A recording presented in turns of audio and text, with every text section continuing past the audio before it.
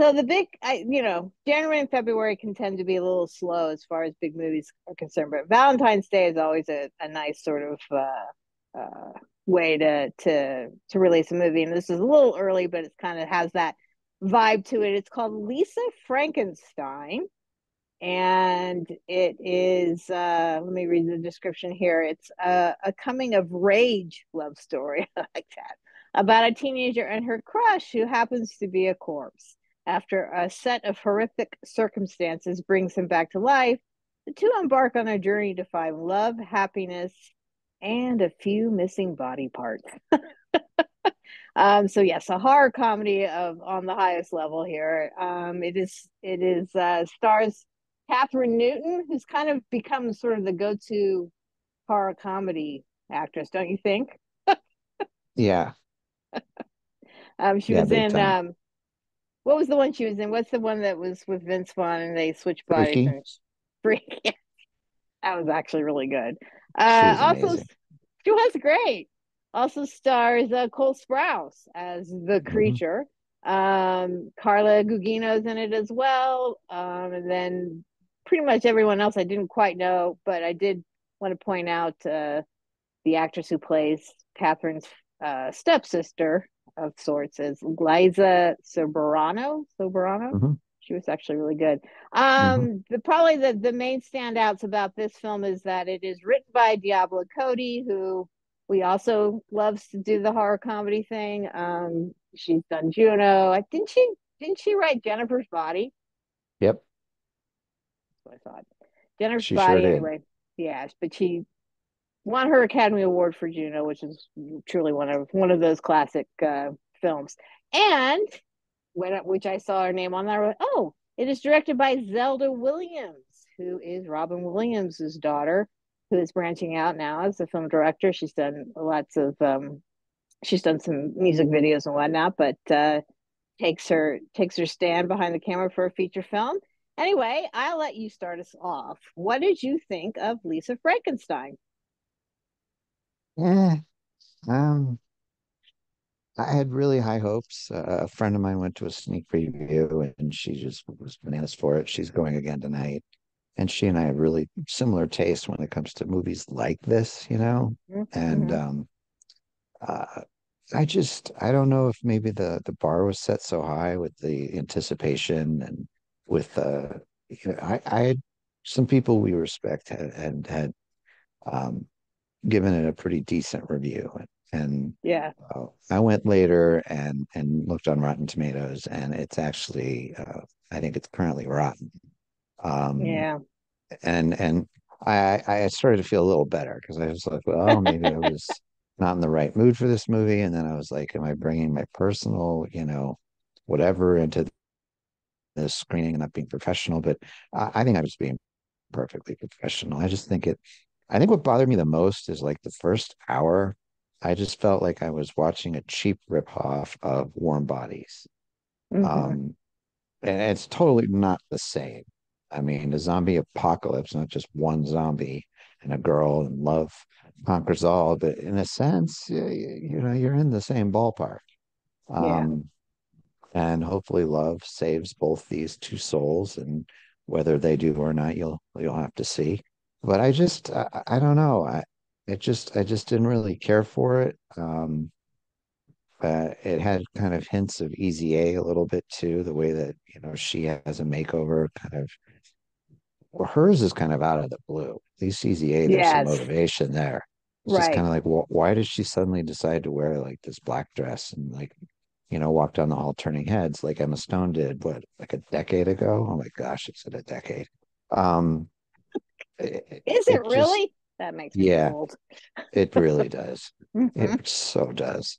Um, but yeah, I didn't really care for it. And if this was like a see it or skip it, I'd say skip it. I mean, it really missed the mark. I thought the actors tried really hard to do something with it.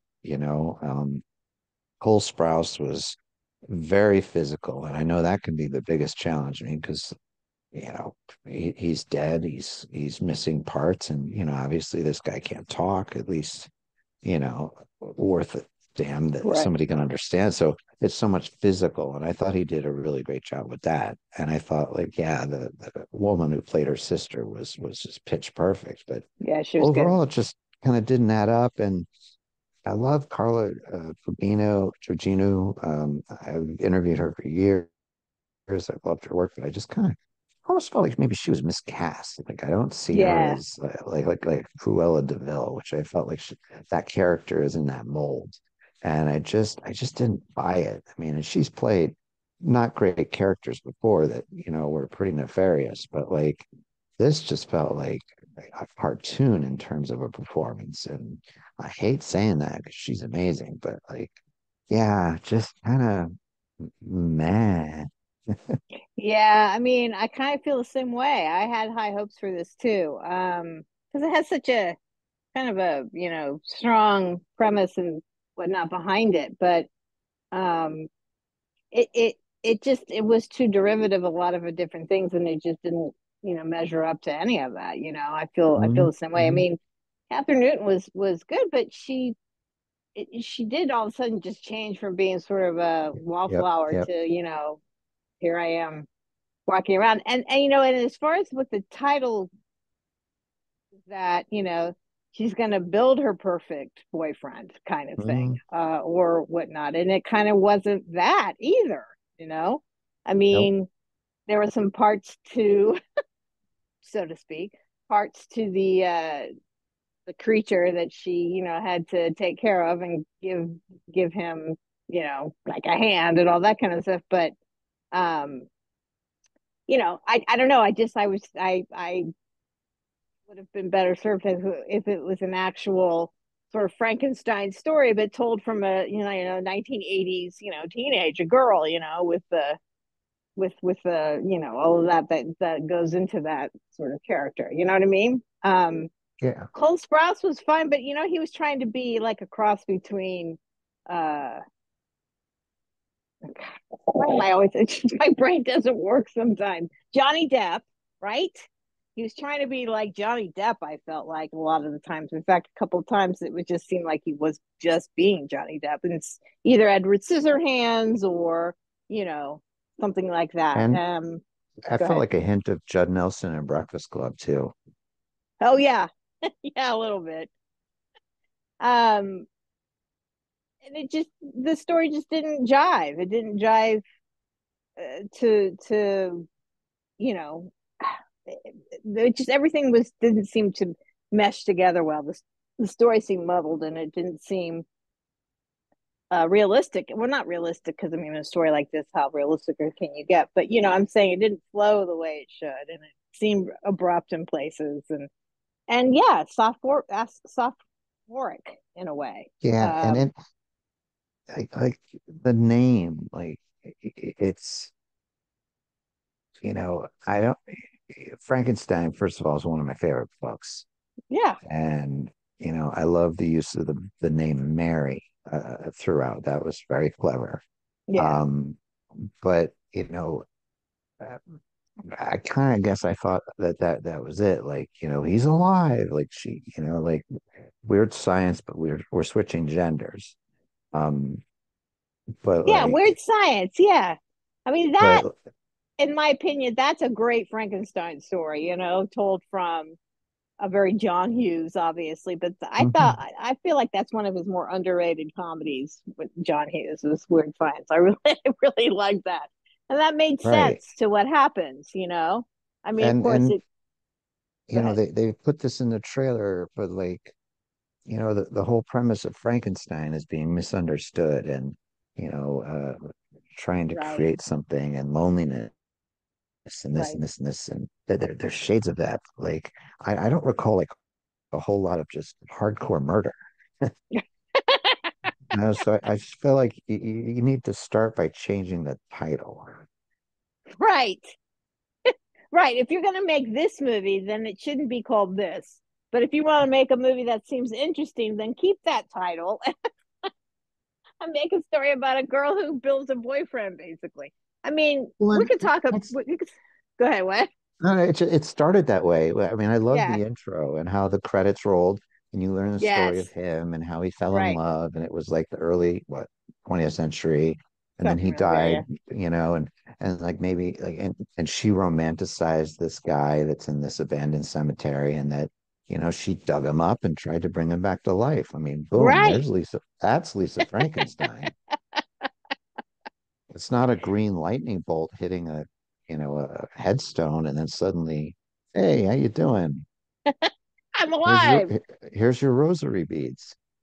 Uh, Yeah.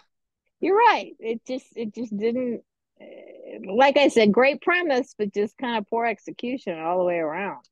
Um, yeah, but these kinds of movies have generally done kind of well. Like you said, Warm Bodies is another little underrated adore that movie. gem. Yeah, I mean, the idea that a zombie could become human again, kind of thing. I thought that was, and the way they played that out was seemed, like genuine to the story, and how his brain started working again. I mean, it's kind of cool. Well, And of course, Nicholas Hoult is, so cute, and you want him uh, not to be a zombie, right? and Teresa Palmer.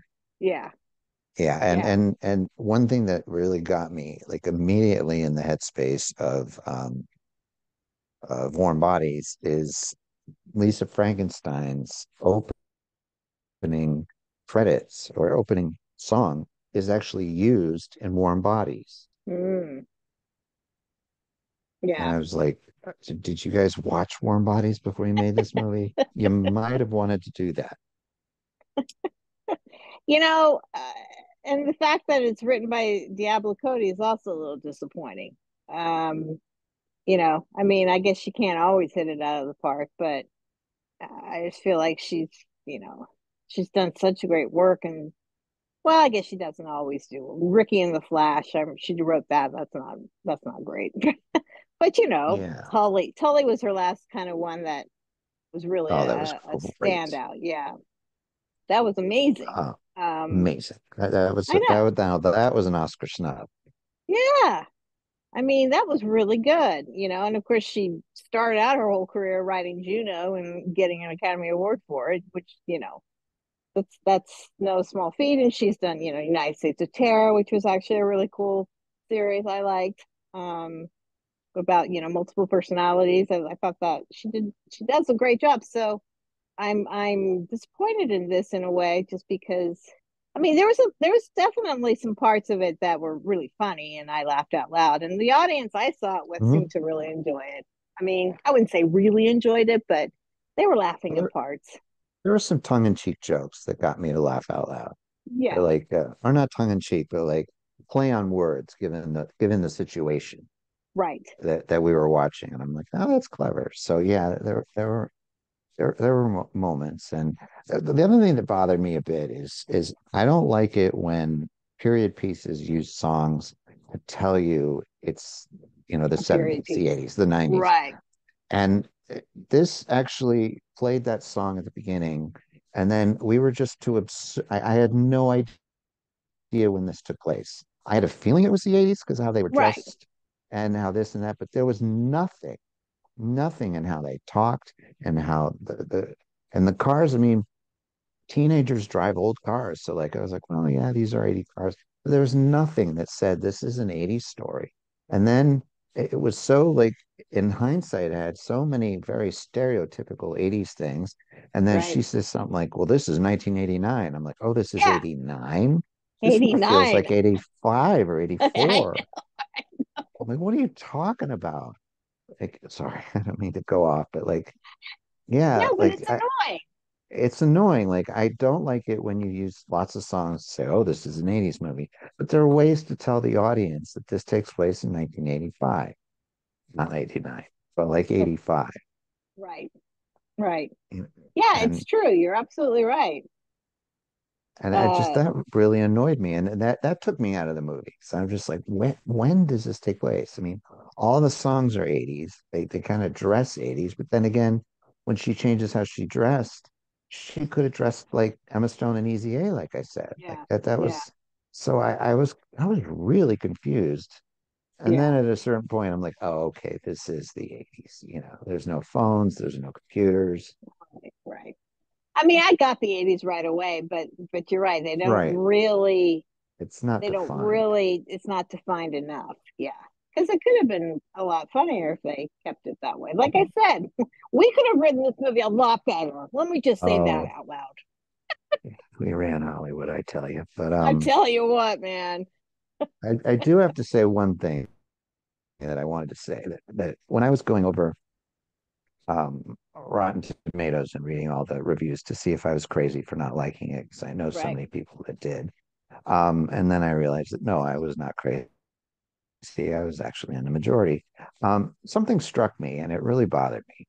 And it had to do with Zelda Williams.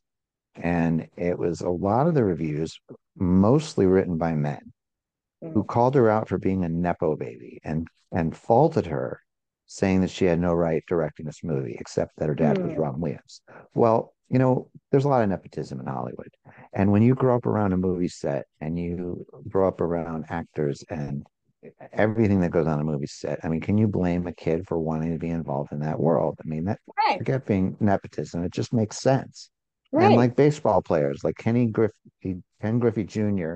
was better than his father, and that's because he was around the game since he was 2 years old. So, like, I think nepo babies have the chance to be even better than their parents. Nobody ever questioned Jason Reitman when he came along and made movies after Ivan Reitman. No. And so I felt like this is a bit of misogyny. Mm. And it's not Rotten Tomatoes' fault, it's the actual individual critics. So anyway, that's my 2 cents on that. That really bothered me. Well, look, Like the maybe direction she of the film, it was actually, I thought that was real. It was really more the writing. right, Sorry, Diablo. exactly. And there were many critics who like wonder that maybe she should try to, not write teen comedies anymore. Like maybe like Right. stick to things like Tully, and then that maybe Right. she's just grown to that point that we all do, and they're like, I have no idea what teenagers do. Even if it was like the '80s when I was a teenager, like Right. so. But yeah, the slamming of Zelda Williams just really bothered me by all the male critics and the nepotism, and I was like, you never said that about Jason Reitman But the thing is the nepotism or is not Ben really. Stiller. Well, here's the thing. It's not really. I mean, look, she started her career after her father passed, so it's not like she's Right, she's got an in. Like, her father got her an in to do this. She did this on her own after a exactly. very horrible thing that happened to her in her life. But she moved on and went on and had a career. Of course, it makes He's sense that they. directed dozens of music videos. I Yeah, mean, we would hardly have any directors in the late '80s and '90s if they didn't have cut their teeth on music videos. That's just what happened. yeah, You went to film school, you directed music videos, and you graduated features. He did the yeah, same thing. It has yeah. nothing to do with nepotism, and that just, I'm sorry, but it pissed me off. Well, the whole nepotism thing has really kind of taken True. what was it that was happening last year with Jamie Lee Curtis talking about nepo babies and I don't know all this kind of stuff, because obviously she's comes Well, from acting royalty and it was one of the first lines in her Oscar speech. I mean, she yeah, earned that Oscar, but yet she yes, still felt like she had to say, "Look, I know I'm a nepo baby, but I hope blah blah blah. I hope yeah. this validates." And she was looking for validation, and I'm like, "Honey, you've been at this for 45 years. I think you've earned that Oscar." I mean, it's stupid. I absolutely never feel that way about any Mm-mm. you know director who comes from an acting directing from a Hollywood family, let's say.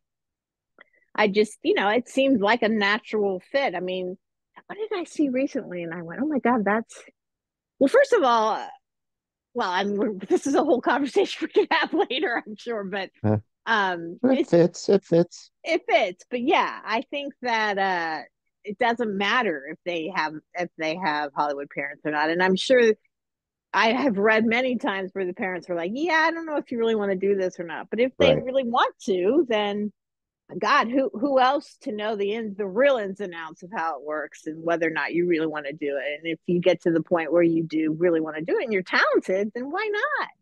Doesn't make Well, any and look at talent is people talent. like I honestly I think one of the most talented up and coming actresses we've got period, is Maya Hawke.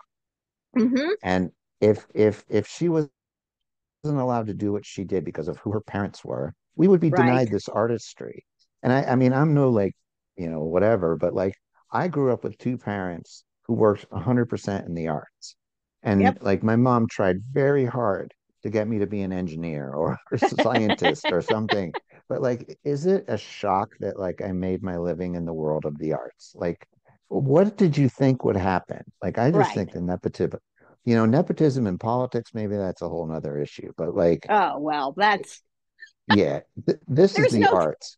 there's no When talent involved in politics, in my no, opinion. but like one, it's in their genes, and Right. two, they grew up around it. I mean, if you grew up around something, what else are you expected to be interested in? Yeah.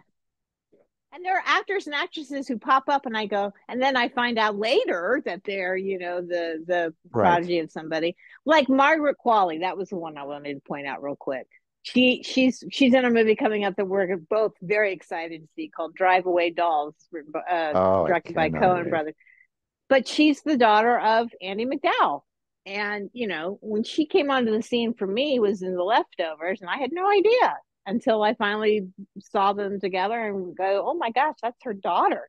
I mean, Well, you know what I found out the other day that blew my mind? Like, do you watch The Bear on Hulu? yes, yes. Okay. Jeremy Allen White, who also killed it in The Claw or Claw. Do you know who The his what? grandfather is? Who? Jeremy Allen White from Shameless Yeah, and the Bear? Who? What? Who? the star of The Bear, Jeremy Allen White, current Uh-huh. SAG winner. His grandfather is Gene Wilder. No way. Put their pictures side by side and you'll go, there it is. Kidding me? I know. I just found I this out think the I other saw day. I think I saw that somebody compared them, and I went, "Oh yeah, they kind of do look like they could have been related," Yep. and they Yep. actually are. So he grew up around his grandfather doing his thing. And if your dad's Gene Wilder, I mean, what else are you going to do with your life? Oh, I had no idea. Yeah. Wow. So anyway, we I We mean, do I think it's digress. related to the topic, but Yes. it had to be said. Wow. Well, I mean, Ethan Peck, who plays Spock on Stranger Worlds, and he's, Gregory Peck's grandson. I mean, it's Hmm. just, it is what it is. You just Drew Right. Barrymore. I mean, come on. I mean, Right. it goes Well, on down the line. I saw a movie poster the other day and I had no idea what it was. It was no names I recognized, but about the fifth name had the last name Finns. It's Ralph or Ray Yes. Fiennes' Yes. Yes. son. Yes. So like he's working his way up. He didn't get the leading role. He's like the fifth or sixth credited actor. So I Yeah. have no idea what he even looks like, but I was like, I recognize that name. Well, anyway, that's very interesting. So let's give Yes. a rating for Lisa Frankenstein. You go first. Dos, two. Two. Yeah, I might just It's bump it up a little bit to 2.5, just because there were parts of it that I did really like. But overall, I think it just kind of failed in its attempt. So I mean, not to be funny, and I'm not like this guy, but like I thought about two and a half. Like there are very few times this happened, but when a movie annoys me, it loses that half star. And this movie started to really annoy me, so that's why I chose it too. you know what? Fair, fair, and you're allowed to do that. You're allowed to, Thank you, because you're a thank you movie very critic. much. Yeah, you're a movie critic. Well, Joel, thanks for that. That was a fun conversation as always. Yeah, And yeah, totally. so next week is Valentine's Day, and I'm not sure what else comes out next week. Oh, the Bob Marley movie. Uh, You were talking about that one. yeah, Yep. Saw the yeah, trailer for it. Looks and pretty good. also I think Madam Web with Dakota Oh, Johnson. well, I Like, am is out she of town Spider next week. Woman? I I know it looks don't know bad. if she's Spider Woman. I'm sorry that looks bad, but we'll see. Maybe. Yeah, it does. Um, But I am off next week, so we'll hold. We may have to do those the following week. We'll try to review a couple maybe the following week, but all right. do do do tune in at another time for us. But thanks again to my good friend Joel Amos of Oh, the movie Mensch, and we will talk to you and see you guys later.